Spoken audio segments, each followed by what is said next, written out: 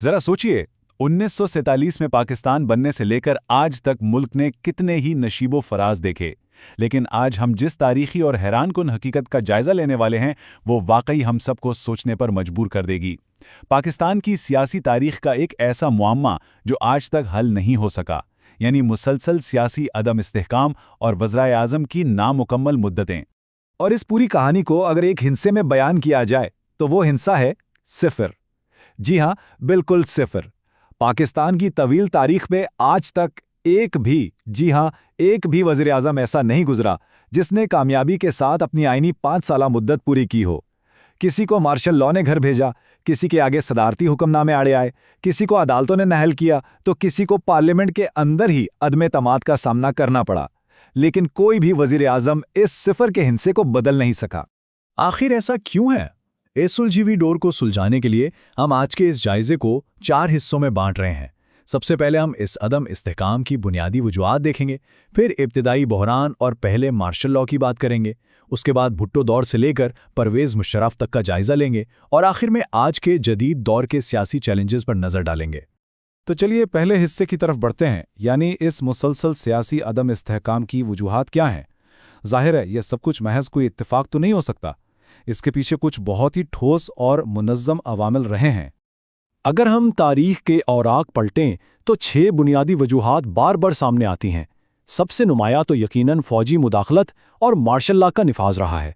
फिर सियासी जमातों के अपने आपसी शदीद इख्तिलाफात और करप्शन के इल्ज़ामात ने भी हुकूमतों को कमज़ोर किया।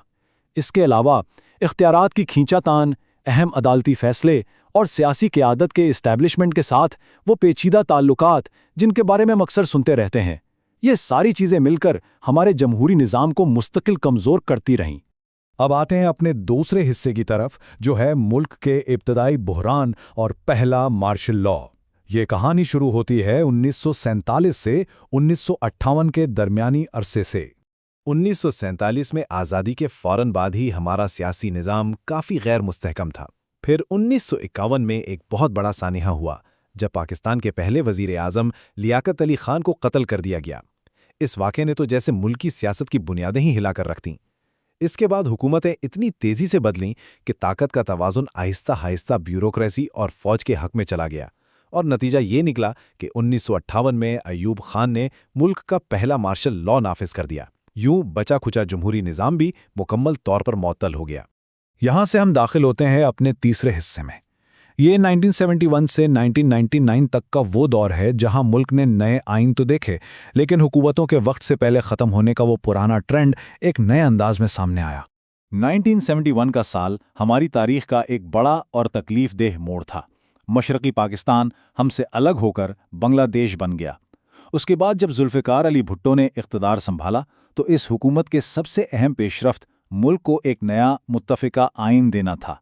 इसका मकसद यही था कि इस बिखरे हुए सियासी निज़ाम को एक नई और मजबूत बुनियाद मिल सके। लेकिन फिर हालात ने एक और पलटा खाया। क्या ये नया आइन इस पुराने सिलसिले को रोक पाया? जी नहीं।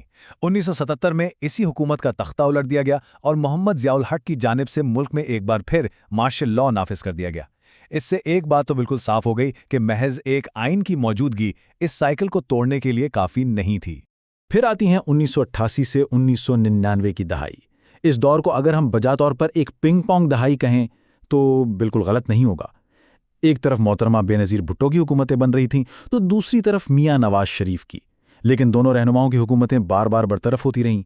कभी करप्शन के इल्ज़ामात लगते, कभी सदर अपने सवाबिदी इख्तियारात इस्तेमाल करते और कभी इदारों के आपसी इख्तिलाफात सामने आ जाते। नतीजा वही, कोई भी अपनी मुद्दत पूरी नहीं कर पाया। और इस पूरी जमहूरी खींचतान वाली दिहाई का जो अंजाम हुआ वो भी बड़ा अचानक था। 1999 में एक बार फिर एक मुंतखब हुकूमत को चलता किया गया जब परवेज़ मुशर्रफ ने इक़्तिदार संभाल लिया। इस फ़ौजी मुदाखलत ने इक़्तिदार की मुंतकली का वो तसलसल एक बार फिर तोड़ दिया और मुल्क एक मुख्तलिफ इंतज़ामी दौर में धकेल दिया गया। चलें अब आते हैं अपने चौथे और आखिरी हिस्से की तरफ, यानी 2008 के बाद जमहूरियत की बहाली और उसके बाद के जदीद दौर के चैलेंजेस। 2008 के बाद अगरचे जमहूरियत वापस आ गई, लेकिन सियासी अदम इस्तेहकाम की रिवायत वहीं की वहीं रही। सैयद यूसुफ रज़ा गिलानी की आइनी मुद्दत वक्त से पहले ही ख़त्म हो गई, लेकिन इस बार हुकूमत ख़त्म होने की नौयत मुख्तलिफ थी। انہیں ایک عدالتی فیصلے کے تحت نااہل قرار دیا گیا، جو کہ اقتدار کے خاتمے کا ایک بالکل نیا اور مختلف طریقہ کار تھا۔ اور یہ تاریخی شواہد کا سلسلہ ہمارے بالکل قریب ترین ادوار تک جاری رہتا ہے۔ عمران خان کی حکومت بھی وقت سے پہلے ختم ہوئی، لیکن اس مرتبہ اس کی وجہ پارلیمنٹ میں پیش کی گئی عدم اعتماد کی تحریک بنی۔ اگرچہ یہ طریقہ کار پارلیمانی اور جمہوری تھا، لیکن اس نے بھی اس طویل تاریخی حقیقت پر ایک بار پھر مہر لگا دی کہ مدت کی تکمیل ابھی تک ایک معمہ ہی ہے۔ ان تمام حقائق اور تاریخ کے اس پورے سفر کے بعد اب ایک بہت ہی اہم سوال ابھر کر سامنے آتا ہے، ایک ایسا سوال جو یقیناً ہم سب کو سوچنے پر مجبور کرتا ہے۔ کیا پاکستان میں کبھی کوئی منتخب وزیر اعظم اپنی مکمل مدت پوری کر پائے گا؟